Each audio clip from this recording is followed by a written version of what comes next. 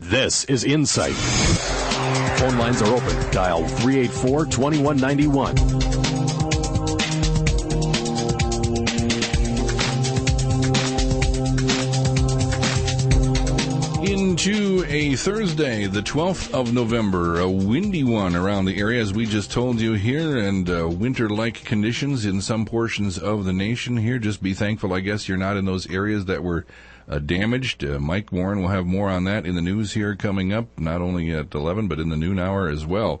So it has been a really heavy-duty storm come through the area. For this time of the year, you don't normally see lightning and, well, thunderstorm activity. You have to have a big temperature difference. So when they were forecasting that yesterday, I thought, wow, this is really going to be a cold slab of air sliding across the area. And sure enough, it turned out to be that way. Today in studio with me from the Marshfield Area Pet Shelter is Board President Karen Rao. Good morning again. Good morning, Jeff. How are things going with the... I had your... And I emailed you and asked you if it was okay to go with this, what you put out a email to members saying that the Raising the Wolf event planners, this is a bowling event that you have at Rose Bowl every year. You just didn't have time for all of the volunteers who were so busy with the activities of it. It kind of caught me by surprise. It's disappointing because you need the money, but what's happening here? Yeah, it was a tough decision. We know that that's a really fun event, and a lot of people look forward to coming out and just having some fun and raising some money for the animals. But it just came down to the lack of volunteers to pull off an event like that, because we were pretty much bombarded as soon as we took over the city contract for the stray cats. We didn't anticipate those kind of numbers of cats coming in, which was over 50 since we started the contract on September 30th. So our core volunteers, many have, they're out there every week, and there are a handful of them that are out there every day, caring for over 40 animals in that facility already. So we do have currently around 70 animals under the MAPS umbrella. And so we're overwhelmed with the number that came in, and we pretty much have outgrown the temporary facility that we already have. So we just had to decide, we have all these animals that need care, and we need to take care of them. So we had to just pull something from our docket because we were just too much work. You've been taking care of these animals, though, in one form or another, either taking them to Clark County or Southwood County, or, ferrying animals or fostering them in your home. Did something change, that there was an inordinate amount, or? Well, the thing was before, the cats were, the city was contracting with the pet motel, so the cats were going to the pet motel for their 7-day stray hold, and after that we were paying Clark County to take the unclaimed animals. So those animals weren't necessarily in our care, but we were sponsoring them and paying for their care to another facility. And so once we started taking over the city contract for strays, these cats now came into our possession, which is the difference. So now you have the entire, how would I say, burden? We have the city contract for the stray cats. So all these cats that were coming in, before, they're now being housed at MAPS, and so then they become ours after the 7-day stray hold if the owners do not come forward with them. And I can honestly tell you, for the last 3 years, I've been keeping track of the numbers of cats that were housed at the pet motel. And I think the highest month I ever saw there was maybe 28, and we doubled that in 1 month. That's what I mean. It's kind of caught by surprise here. What happened? Is it breeding month for cats, or what? Well, the cats aren't talking, so they're keeping it quiet. They are keeping it quiet. We ask them every night, where did you come from now? But they're pleading the fifth, I guess.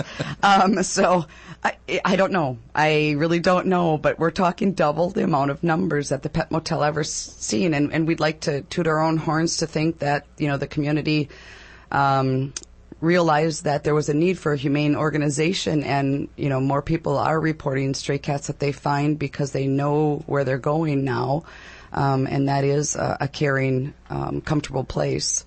With higher standards of care than we've had in the past. The cats that are coming in, we've had our share of numerous cats that have been sick, and they're being cared for right away. They're being medicated and taken a look at by our vet techs. We have 4 vet techs that come out there regularly, and they do an intake exam, and we're caring for them right away. So they're not sitting there for 7 days with no care. How are they donating their time, or are they? They are. Okay, well, these are vet techs from Wildwood Animal Hospital. Kudos. And we cannot say enough wonderful things about that business, who has supported us immensely throughout this whole process between the vets and the techs.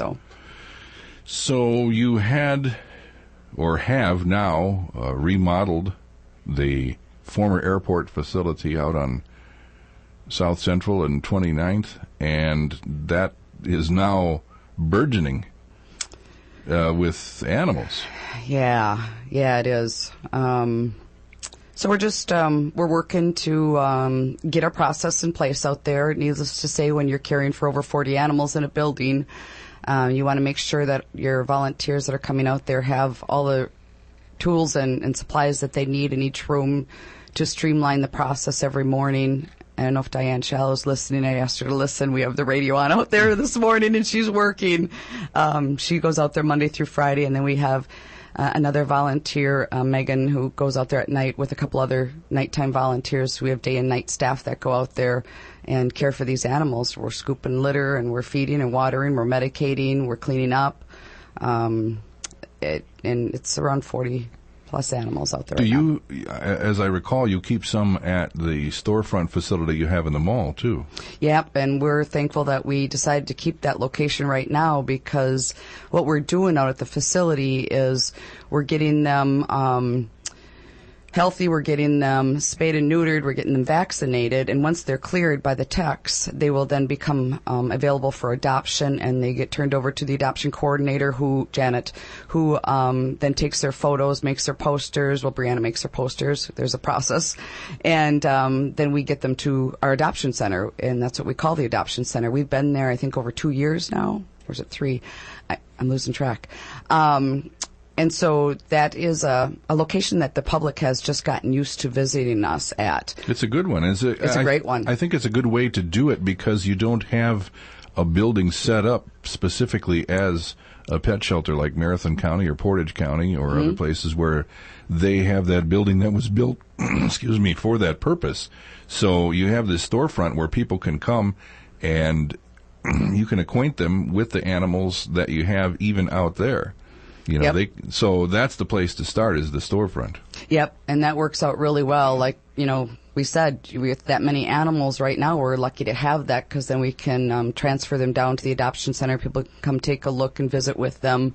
We've gotten a lot of animals adopted out of that location, and so we're thankful.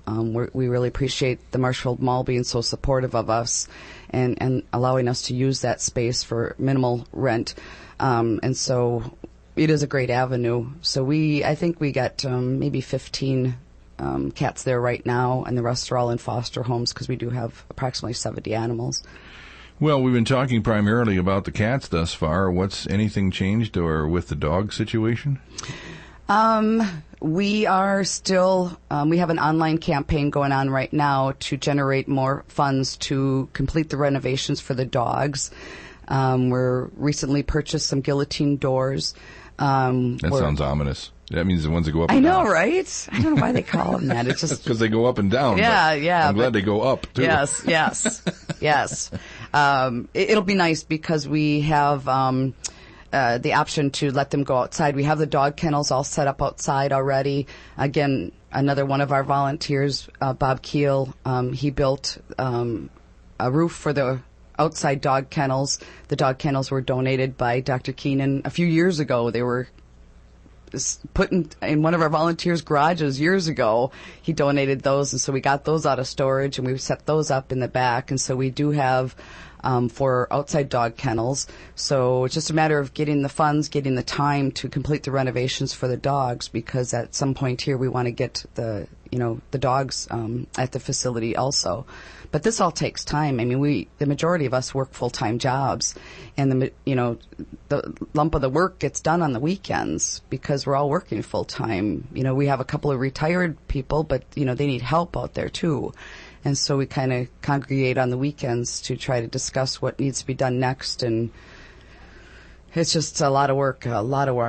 And I can't thank these volunteers enough, and I can't imagine what MAPS would be like without the dedication of all these incredible volunteers who come out there every single day, every single week to do this. Well, one thing I want people to know before they get in and out of their car, something that we can talk about several times here, is that this and all these renovations are still only temporary. I mean, this is a situation that this isn't going to be the final solution. It sounds like, we're work, and then we'll have it done. And no, this is just a tent, so to speak, type of situation. A tent, that's a good. Well, I mean, true. You don't live in a tent. We're not living here. This is our rental, so to speak. Yeah, it is. And this is something that is all this work that's being done will at some point give way to a building that's built for that purpose, as opposed to trying to renovate something that the city was kind enough to bequeath the use of. Mm-hmm. And so now, at least there's some semblance of a shelter that people can see. I just don't want people to think that all this talk that you're doing is, that's the end game. It's not. It's just simply getting them out of people's homes and into a place where you can go out and see them and take care of them these animals in a place where they're all together, where if somebody did want to come out and adopt, they could take a look at all of what's there. Yeah, this is just the beginning. Truthfully, my dream 4 years ago when I started this was for the animals. And had I known then what I know now, how much work there is into all this, I mean, I don't regret a minute of it. But I don't think people realize the work that goes into something like this and the dedication. And we are so thankful to have this facility and the opportunity to renovate it, but the end game is to provide this community with a permanent facility to house all these animals. And like I said already, we've been in that building for a month operational, and we've already outgrown it. So I'm just hoping that the community sees the good work that we're doing and realizes the need that we have here and gets on board with us. Well, speaking of needs, talking with Karen Rowell of the Marshfield Area Pet Shelter here about how things are going there. I guess they're up to your armpits in cats, I guess, the way it sounds here. We are, and oh my gosh, and they're such beautiful Are these all, cats. I mean, they weren't just feral. I mean, somebody had to either give them up, or were they just found, or? These were all cats. They're just roaming around? Reported to the animal control officers as strays. And wow. You can see that the majority of these were at one time somebody's pet. And 2 of them were returned to their owners since September. One had a microchip. We rejoiced in that and gave the owners a big clap when they came to pick up their cat on Tuesday night. But it is just so sad to see all these beautiful animals, and they are somebody's pet, or they were somebody's pet. And we always beat ourselves up thinking, oh my gosh, are we not doing enough to let people know? Please, if you're missing your pet, look us up in the yellow pages and try to make a phone call. Look for your pet. I don't understand why people aren't looking for their pets. Yeah, that's the point I'm getting to, is that if I have a dish there and suddenly nobody's eating out of it, it's like, what happened to the cat? Anybody see the cat? Anybody lately? see the cat? Yeah. Yeah. My cat's missing. Oh my gosh, we need to make some phone calls. We need to check. We need to go out and look. And I don't know if people aren't doing that or what. I'm just wondering if they're letting their own wander out and they wind up getting pregnant and then wind up having kittens and people don't even know. Well, I don't know how you'd not know, but especially if you have a female cat, that your cat's pregnant, you're going to have kittens to look at it, Yeah, and I cannot say that enough, that people need to spay and neuter their animals. They need to spay and neuter them to help these shelters from becoming overburdened. These volunteers look at these little faces every morning, and it breaks their hearts to know that they belong to somebody. And the overpopulation that exists in this community and worldwide is just heartbreaking. And it is really the human's responsibility to get these animals altered so they stop, reproducing like this. It's not their fault. And get a microchip. If you want your pet returned, get a microchip. We scan them. The ordinance officers scan them as soon as they come in, and we're always so disappointed that there's no microchip. 50 stray cats in a month. Yes. I noticed that I get the police blotter reports, and I get a chance to open, not every one, but you see them in the Hub City Times or in the News Herald too. How many? And I don't know if the reporters actually put every one of those in there, but for a while there it seemed like an inordinate amount. Now I get it. It's like I wasn't just seeing things. It just didn't feel right to me, because every time I'd open up the police blotter, there's cat caught. And I don't know if does the ordinance provide a trap, if you want to call it that, or will they loan them to you if you say, I have a stray cat running around my neighborhood, can we set something up here? Yes. That's what the ordinance animal control officers, Dan and Bob, do, that they get a report from a resident saying that there's a stray cat hanging around my house here, and I can't catch it or whatever, and they will set traps, and they monitor those traps themselves, and they pick up those traps, so they know exactly where they are. Well, they've gotten a lot of them. Is that something new? Is that a different procedure or process, no, or has it always been that way? They've always trapped them. Maybe people are just getting more aware or something. I don't know, because I don't there's either. sure a lot of them within the past month or two. Yep. I don't know. I'll tell you, that one night, that one day, they brought us 10 cats in one day. And I thought the reports were, I'm looking at this going, no, I'm not reading this right. Yep, we had 2 come in, and then they brought in, we were out there having a meeting that night, and they brought in 6 kittens. And then before the meeting ended at 8 o'clock, they brought us 2 more. And I was just like, oh my gosh, I have to go. I gotta go. I gotta go process this. Oh my gosh, how do we keep up with 10 cats a day? And I hope there's not many more days like this. Talking with Karen Rao, Marshfield Area Pet Shelter, and the facility that you have out there at the former airport building. What does it look like? I mean, little cages for all these little animals, or do they frisk around together in a room, or? We just let them run loose, Jeff. No, I'm just kidding. No, we do. I see the problem. Yeah, we have a problem. We do have the stainless steel cages for the intake room. We do have the stainless steel cages again in the medical room, because you want those kind of cages set up where they can be easily sanitized, because again, these animals are coming in and you don't know the intake room. They get fleas, they got lice, they got, upper respiratory problems, whatever the case may be. You're always making sure that you have a cleanable area once they leave that cage. And then in the medical room, again, that's where, we house the sick pets that are on medicine. The other rooms, which there's a lot of them, we have a free roaming bigger rooms, so that is set up with beds and tables with little hiding places and stuff, so the cats run loose in there, and it's a good way to socialize them and get them acclimated. And then we have 2 other side rooms that are free roaming rooms that are smaller, so they can just commingle in the different rooms. We do have some tower cages set up in another room that we had to set up because we ended up running out of room. But yeah, it's working well. And we're very happy with the way it's set up right now, but we need adopters for these cats. So when they bring one in, I say one, luckily if they came one, or one at a time, that'd be nice. But you have to separate them and evaluate the situation. Yes. First of all. Yep, so they're all in an intake room. But that might be a day or 2. It's been pretty routine that we have the vet techs come out because they're not every night. there. It's not like you're taking it to a vet who's there on staff to do those things. You don't have somebody who's out there waiting to do this. You have people who are volunteers who have been kind enough to offer their expertise to do this. Yes. So it takes a while. You can't expect it to be done immediately. It's just nope, it is not. It is not done immediately. So you've got to be able to spread them out for a while until they're evaluated, I guess. Yep, we have the... If they're brought in 10 at a time, can you keep them 10 at a time? I mean, you don't have to have 10 cages, do you? You don't have to separate them. No, like we had 2 come in together.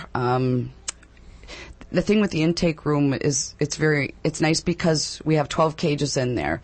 And what we did in there, UC Davis out in, I think it's California, they created these portals, these round portals that you can cut into these stainless steel cages, and you can actually join 2 cages. Oh. So we have 12 cages, which we can open these portals. If a cat is, stressed, over anxious, we'll open the portal up to give them more room. Well, we've got a sweetheart out there right now that's climbing the front door. It's just like, okay, somebody open the portal up, give that poor thing more room. She's obviously, she wants out. So we have those portals in there, so that gives us more flexibility in that intake room. So we just kind of evaluate that. What we do then is they're in there for a day or so, let them settle down, and then our vet techs come out and they have a whole intake process. We call it the intake exam, and they just look them over, and if they're sick, they start medicine on them. After the 7-day stray hold, unfortunately, if owners don't come forward for them, then they are reevaluated to the MAPS process, which is we blood test them, we microchip them, we then vaccinate them and get them scheduled for a spay and neuter. The spay and neuters are being taken to the Humane Society of Portage County. We have a partnership with them, and they are absolutely amazing over there. They have mentored us like crazy, and they're willing to do this for us. And we're always looking for drivers, because somebody has to drive these cats there every Wednesday. We're on their schedule for surgeries on Wednesdays. And then once they come back from surgery, it's a couple of days of just keeping an eye on them out at the shelter, and then they're transferred to the adoption center. So there's a lot of work. I mean, you think of every single cat that comes in, there is a lot of steps, a lot of work, a lot of volunteer hours to get that cat where it needs to be to become adoptable. So I don't think people cannot ever imagine what all goes into every single animal. And there's obviously, as you said, we're overwhelmed, a lot of them coming in at any given time. So there's times when it's really, really busy, and, I don't know, do they socialize? How do you know? Like I just open the door, throw it in, and slam the door and see if everything. Yeah, they'll work it out. They'll work it out. It was funny. We did go to Chasing Daylight down in Toma, and they have a free roaming room because we wanted to learn more about it and stuff. And we're like, all these cats are living in harmony, just laying around, lounging, and we just asked them, how do you, evaluate the situation, and do they all get along or whatever? And I just remember the manager there, she said, they just work it out. I'm like, holy cow, that works pretty good here. It was just kind of cute how she said that. But, we kind of evaluate that. Sometimes if we're unsure, we'll put them in a cage in that room for a little while just to get them acclimated to the smells and sounds of the other cats and stuff. And then we eventually just set them out and see how they react to each other. And somebody monitors that situation closely. And there's a process to all of that, too. But it's really, really good for those cats to be out socializing with each other and getting acclimated to what a home routine might be like. But again, a shelter is nothing like a home. These animals need to be put in a home, and their personalities will flourish in a home. Talking with Karen Rao from MAPS here on today's Insight program. You can join in 384-2191, 384-2191. Brought her in part because we have a situation here where they took in 50 strays in a month, and they have so many that their Raising the Wolf bowling event has been canceled for this year because everybody's busy doing what needs to be done with their resources and volunteer coordinators. Also having, problems getting people to do that first, and the other things in planning a bowling tournament second. So that's on the back burner for now, if not canceled for the year. So there are things that you can do to help. We'll talk more about that. You can join in. 384-2191 is the number here, and Lynn will put you through to us. 384-2191 on today's Insight program. Custom Heating and Plumbing. We put the custom in customer. Hello, this is Tim Voigt, owner of Custom Heating and Plumbing. Yes, you heard me right. Custom Heating has now merged with Pioneer Plumbing. We have proudly served the local area since 1996. I would like to take this opportunity to thank all of our past, present, and future customers of Custom Heating and Plumbing. Custom Heating and Plumbing. We put the custom in customer. Veterans Day is the day we remember our fallen veterans. Hi, I'm Coach Bo Ryan, a proud military veteran. On Veterans Day, in the words of President Woodrow Wilson, we take solemn pride in the heroism of those who died in our country's service and gratitude for the victory. I am also a proud supporter of the Wisconsin American Legion. The Wisconsin American Legion is committed to helping veterans and their families in their recovery from the challenges of service. To learn more and help, go to wilegion.org.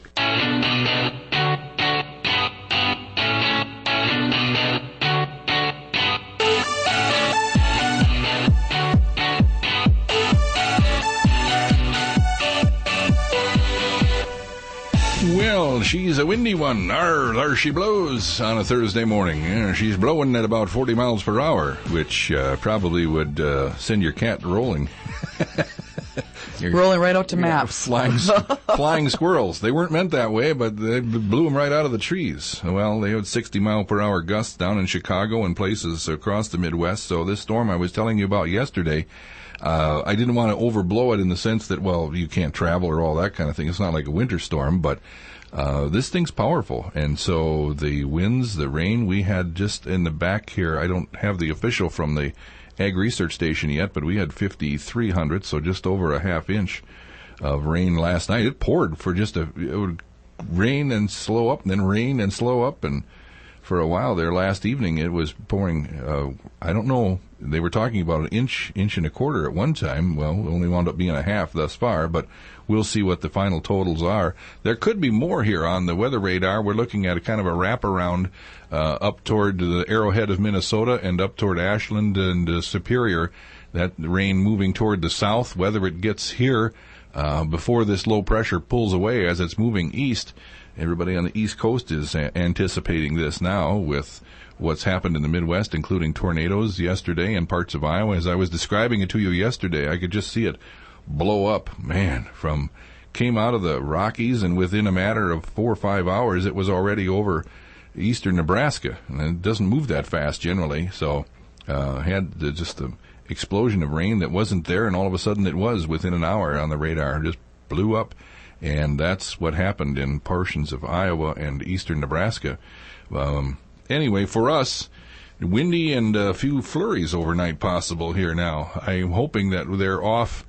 They were talking about an inch and a quarter of rain. We got a half inch instead. I'm hoping we're off as well in their snow prediction of an inch. Maybe we'll just get a little dusting, if that, around the area. There's always that hope anyway, because then travel will not be affected. Otherwise, it could be with an inch of snow. But talking with Karen Rao here of the Marshfield Area Pet Shelter today about the situation that they have with an inordinate amount of stray cats being brought in, and also I don't talk much about my dogs. I'm kind of a dog guy as opposed to a cat person. And I think there's a lot of people that are dog people, and we certainly want to get that facility up and running for dogs. Thankfully, the ordinance officers have not had too many reports of stray dogs, and we are involved with the stray dogs when they do come in. They're not housed with us. They're still out at Wenzel's Kennels, but they do notify us right away, so we can get that on our Facebook page and get that out to the community to hopefully identify the owner. The owner can see that this, dog has been picked up by our animal control officers. So you went through a whole intake process for cats. Is there anything with dogs, or do they just turn your head and cough, or what do you want them to do? Well, there's a process for everything, and we'll get there. We'll get there. Right now, we're again trying to figure out the procedures and the processes and the order in which things happen, and we're relying heavily on, again, our vet group and our vet techs, and we also talked to Dan and Bob that we're going to need their input once that time comes for these dogs. It's a different setup for the cats versus the dogs. I know I have 2 dogs, and what I'm hearing from cat owners, they're a little bit more independent than the dogs. I think the dogs just need more care, and there's a lot more that goes into dogs. So, well, the facility then at the former airport building is not completely set up for the canines yet. Then, no, we're still trying to generate funds to finish that remodel for the dogs. Like I said, we have the guillotine doors, and that all costs money. We need to purchase some kennels. We're still deciding on how to purchase those kennels for those dogs in the dog rooms.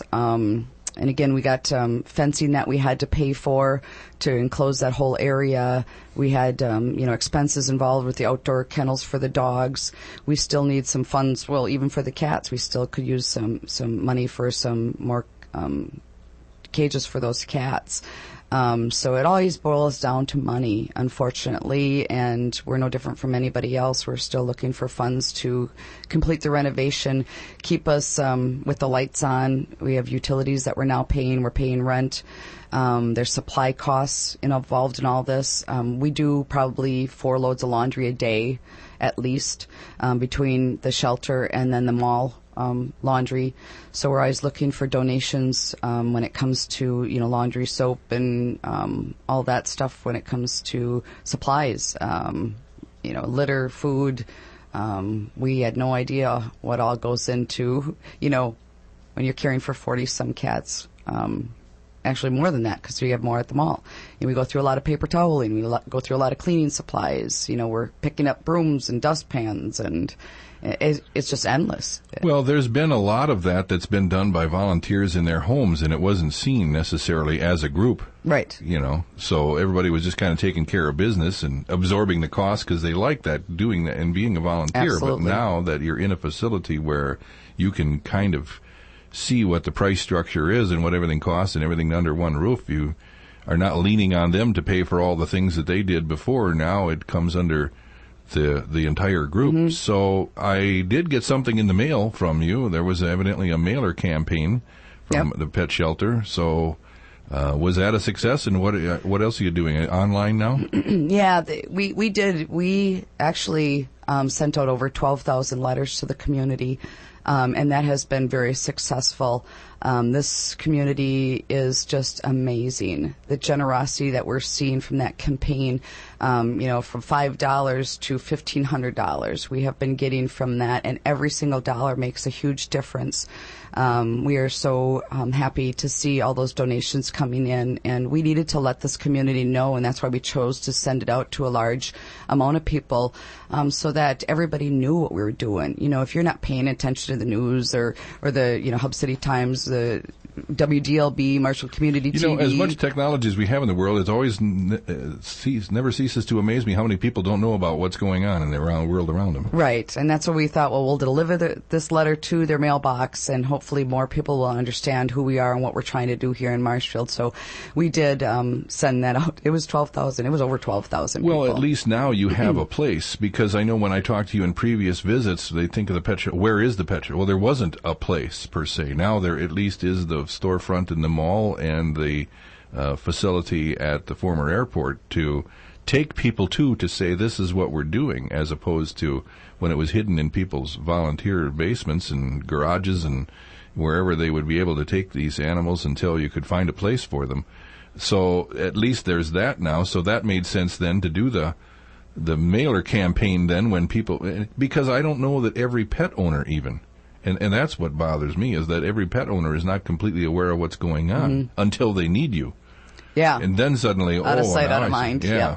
Yep. So, I mean, if you have a pet, you know how expensive they can be. You spend Christmas toys, and they get, for their dogs, and get them special treats, for under the tree and all that other stuff. Well, take a few of those dollars and, keep the pet shelter going, so that in the event that you ever need it, it's an insurance policy that things are going well for all the animals. Yeah, all the donations are so important. We couldn't do what we do without those donations and the volunteers. And so we're very happy with the way that campaign is going. We hope people, even if they couldn't donate at the time that we sent the letter out, that they kept our envelope, and that when they do have a couple extra dollars, that they do send that in for us to help us with these animals. There's so many expenses involved with all of this. Again, we're just trying to help these animals in our community and our community to finally have a humane organization.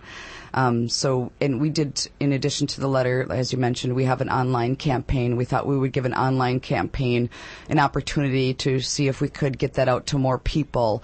And so that's at loveanimals.org. It's called Shelter Renovations. You can visit our website. There's a button right at the top of our homepage that says Donate Today, and it'll take you right to that shelter renovation website at loveanimals.org. And we chose that website because it make sure that we had to, there was a bunch of criteria that we had to send in to them to make sure that we were legitimate, that we were a 501c3 nonprofit organization, and it was about animals. So that's why we chose that website. This thing that you go to the Marshfield site, and then you go to are sent to this loveanimals.org site. Is that just a clearinghouse holding the money for you, or they have the infrastructure to take the money, or? Yeah, the donations go straight to them, and then they will send us a check at the end of our campaign. The only fees that they charge are the ones that are processing fees that any credit card company would charge. So they don't keep anything for themselves. And again, that's why we chose them, because the fees were significantly lower.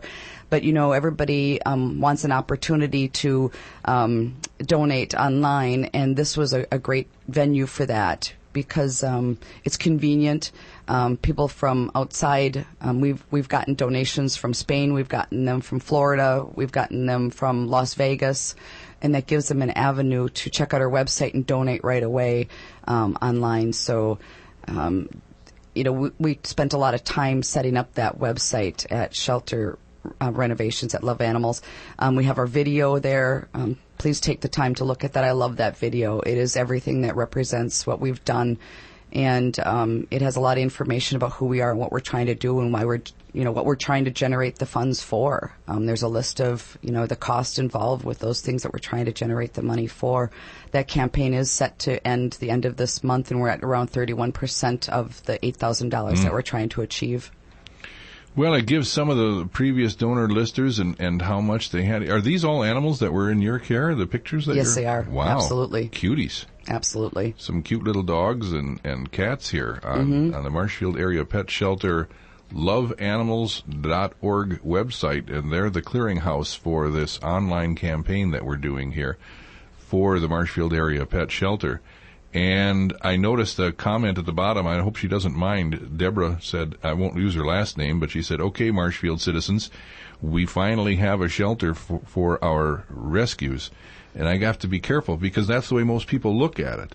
This isn't the end game, but this is at least a mediocre situation here now that's taken it out of people's homes and take some of the stress off of certain people and kind of spread it out a little bit more to where all of us can be a part of it by volunteering or taking time, or, like you said, twice a day people go out there and make sure that those animals are cleaned up, cared for, make sure everything is okay.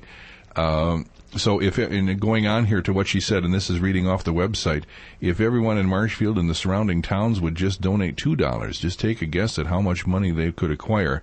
Says, I'm willing to guess that we would top the $30,000 mark so fast that no one would see it coming. If you plan, please donate to this cause, or if you can, please donate to this cause. The animals really need your donation today. And she's one of the donators if you go to Marshfield, make sure I get the right here, marshfieldpetshelter.org. It's an O-R-G, marshfieldpetshelter.org, and look at the top. It says donate today, and it will take you, as Karen just said, to this website. Don't think it's a stranger. It's all been vetted and set up and ready to go for 19 days left. And it says here, as she just mentioned, on the pie chart, 31% raised of the donations for a goal of $8,000. So we need some extra oomph here to get over the top. And that was just set at what? Why that amount? That was, we're always estimating our expenses and estimating the cost of things, and that was the estimate on trying to finish the renovations for the dogs out there and a couple of cat kennels. So it was an estimated amount that we're going to need to finish. So this some isn't even off. Operating costs. This is for the renovations. Oh, yeah. This is just renovations. And then there's the daily operations that go on, and there's a list also on the website of marshfieldpetshelter.org of a wish list. Of course, cash donations, but there's a long list. If you're wondering what they need and where they need it from, it goes into all that they need here. And I have a printed list that was given to me by somebody, maybe it was Brianna.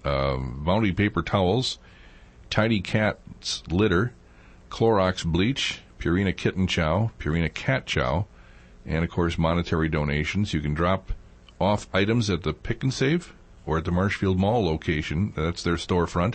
And I was surprised the last time you were here how much time you're putting in there. You're open every weekday, 4:30 to 6, and Saturday 11 to 2. So there's always somebody around At the mall, yes. at the mall location where it's easy to get to, right out in the middle of Marshfield, and you don't have to drive out in the country or anything like that. It's right there. Yep. And again, a lot of people have gotten used to us being there, but essentially we're running 2 facilities with volunteers, and what we need right now is we need more volunteers.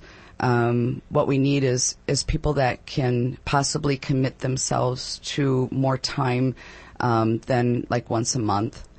Because right now we have our core group of volunteers that are working out there, but they're so busy that they can't take the time to orientate a whole bunch of volunteers if they're just going to come out once a month. What we need is people that can commit themselves to more than that, at least once a week, because our time is short. We cancel a fundraiser because our time is short. But we need the volunteers, but our volunteers don't have the time to train all these volunteers. So how many people really would be best? It would be best to have 2 to 3 people at least right there at the shelter in the morning right now. A minimum of 2 people in the morning, because the bulk of the work is in the morning. If I want a time commit, what am I looking at? A couple hours in the morning? Yeah, at least a couple hours in the morning, depending upon how many people. If you got 3 people, you're probably looking at 2 hours. If you have 2 people, you're probably looking at 3 hours. 1 person, you're looking at 4 to 5 hours.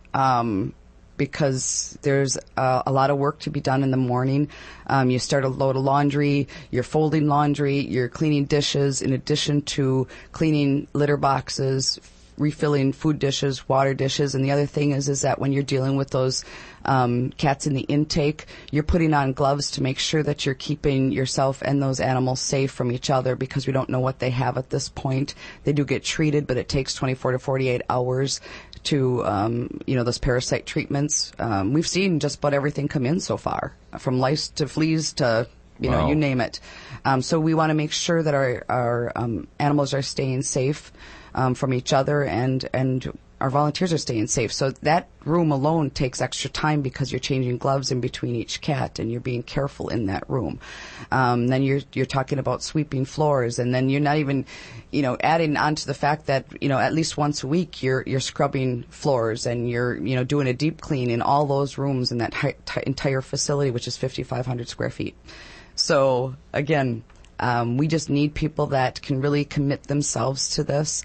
We would love to get more people on board later on that would be doing it once a month. But right now, again, 100% volunteers. We need people that are more dedicated and committed to this than, just a fly-by-night kind of thing. Well, on a scenario, if I need to be to work by 8, I'd probably get out there at 6, and then I'd get 2 hours, and I'd have to bolt out of there, and I wouldn't even get breakfast, and I'd be on my way to work already. So. Yep, that's my life. That's my life. That describes it, huh? Yeah, I mean, that is our reality here.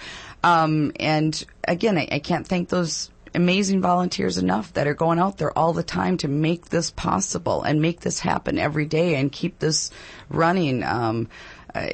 This is what we're up against, and we're happy to do this. But people need to understand that we're also restricted on the time that we have to train others, and the majority of us, again, are working full-time jobs trying to do this. How much training, or what kind of training do you need to do with people if I want to volunteer?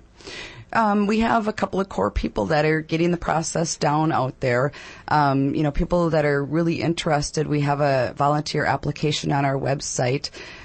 We would like people to fill that out, because it's kind of a screening process. Tell us what you would like to do. Do you want to, work with people? Do you want to, work with the animals? Do you want to drive the cats over to Portage? There's a list of things. What hours of the day work for you? What days of the week work for you?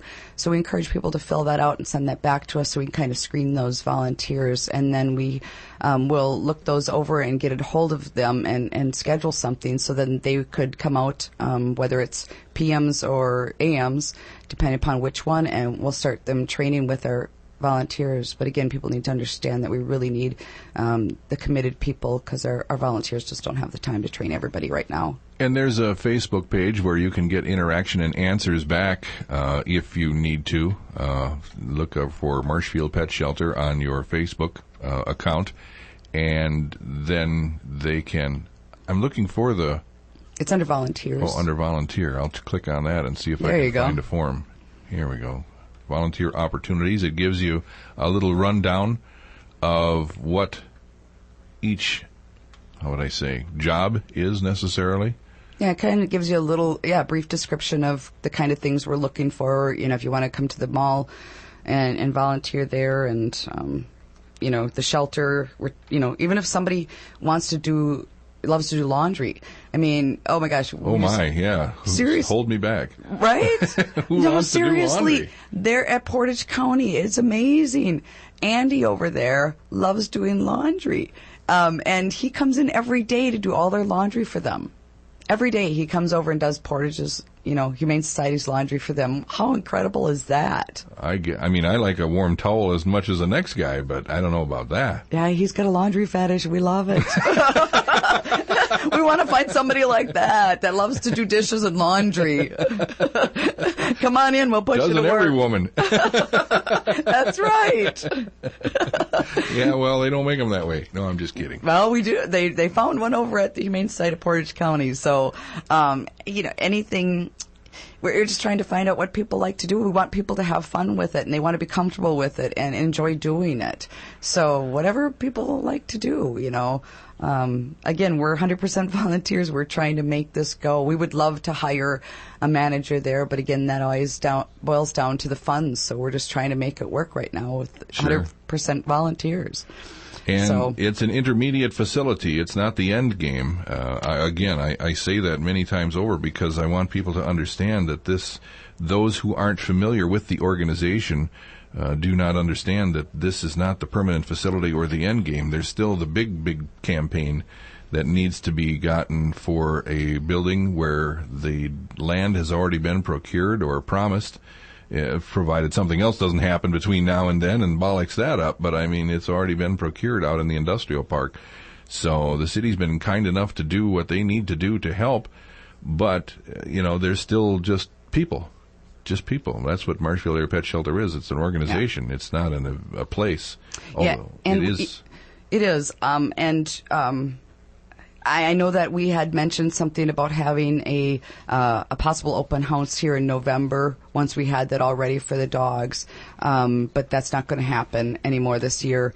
So we're very excited to get that facility where we need it to be so that we can show it to the public and show it to this community, and we're hoping to have that big party per se in the parking lot hopefully next spring. We really had hoped that we would be able to do it this November, but we just couldn't. We did not expect all of these cats, and now our volunteer time with the renovations has been set back a bit.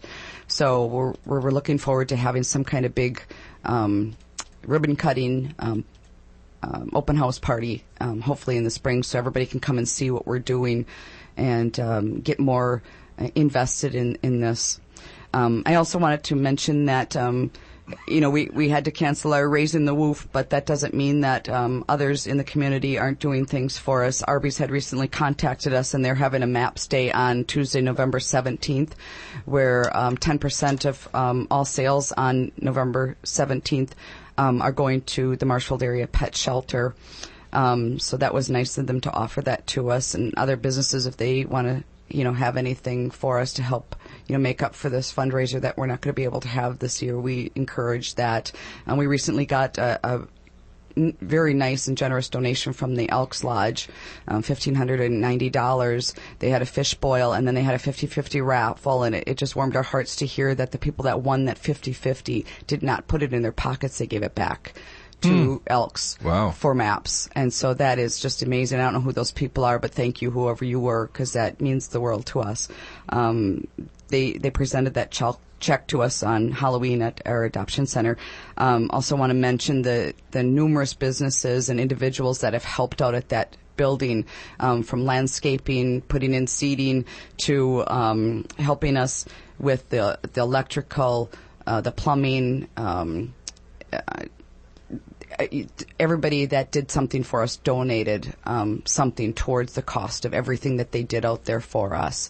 I've been meaning to get those thank yous out, and I plan to do that. But, oh, my gosh, the generosity. Every single person that helped us with something out there donated something.